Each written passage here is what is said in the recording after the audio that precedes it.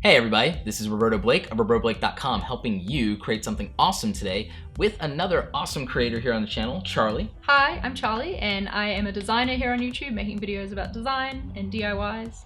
And I also have a t-shirt company where I print t-shirts myself. That's what we're going to talk about, right? Yeah, see, I'm not good enough to actually do that print t-shirts myself thing. I use an online service or anything like that, so I'm not nearly as qualified to talk about the process of screen printing t-shirts. So that's why I brought on an expert, because when you can't do it yourself, you outsource that weakness. So I learned DIY screen printing out of necessity. It wasn't because I particularly wanted to do it myself, it's because I was in university, I wanted to create t-shirts and sell them online. I couldn't afford to buy a bulk order from an online website to invest in my brand like that. So I learned how to do it myself. And that's why I learned. I think that's how a lot of us learn creative crafts, design, photography, making YouTube videos. Yep. I think, when you gotta do it and you gotta do it yourself, your back's to the wall, you figure it out. Exactly. So I learned mostly from researching online, and my process that I've put together is sort of an amalgamation of several different tutorials that I found online, and written ones and videos, and I put together and tried out the process. So the thing about your process is it's practical for anybody, because you were doing it when you were a college student, broke college student, no money. Yeah. And no experience prior to. Nope, not at all. Can't afford to do the bulk order thing and everything. Like who can afford that? I don't think we could afford that now with YouTuber money. YouTuber money isn't a lot. Nope. So I learned out of necessity, and how I did it, there was a lot of failures to start with. That's how I found my process, was just by trying a bunch of things and learning from what went wrong, and then researching, how to solve that. And I've made a few videos on my channel with my process, but the thing is that my process even might not work for everybody, because they will have their own way of doing things, and maybe they'll find their own shortcuts. But yeah, so walk us through a little bit of that process and how you figured it out, and why you think that maybe it won't work for everybody, and what were some of the pitfalls and failures in your process? Yeah. So to start with, I needed a screen, as you do with screen printing. Couldn't afford to buy one because they were really expensive, so I found a tutorial to make one. The tutorial that I found said to use a picture frame from a thrift store, but I didn't, even the thrift store picture frames were too expensive where I lived.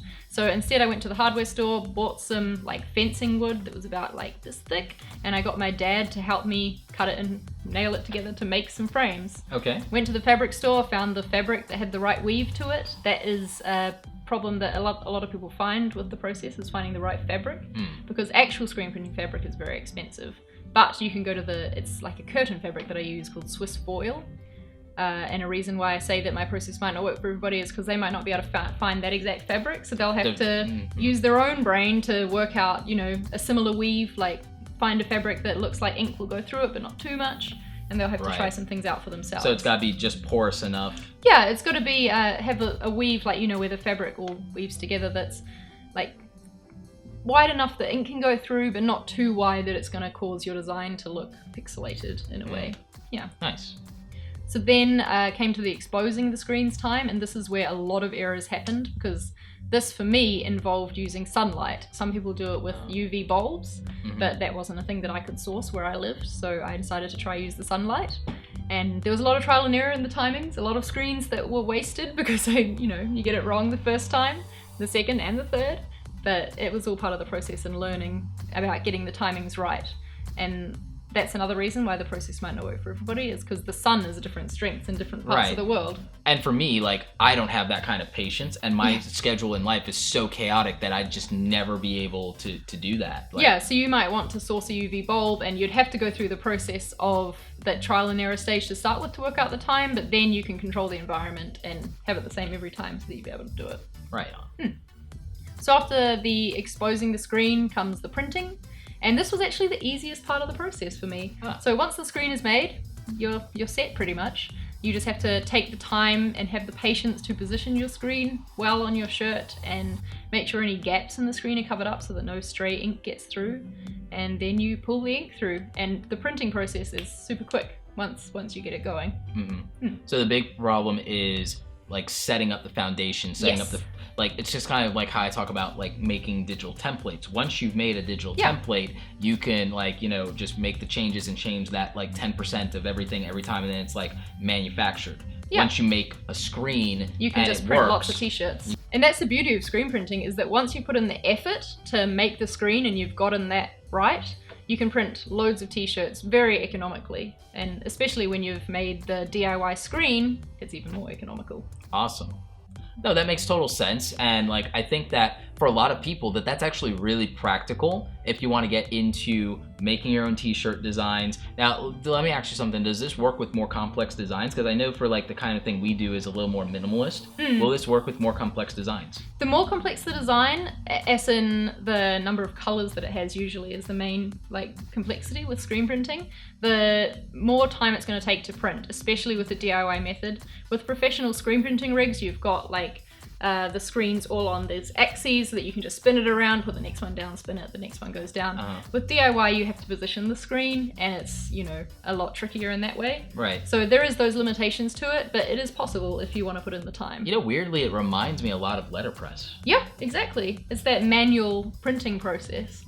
I think that those things are making a comeback even in the digital era. I think that a lot of people like these hands-on processes. I know that I enjoy them for certain things.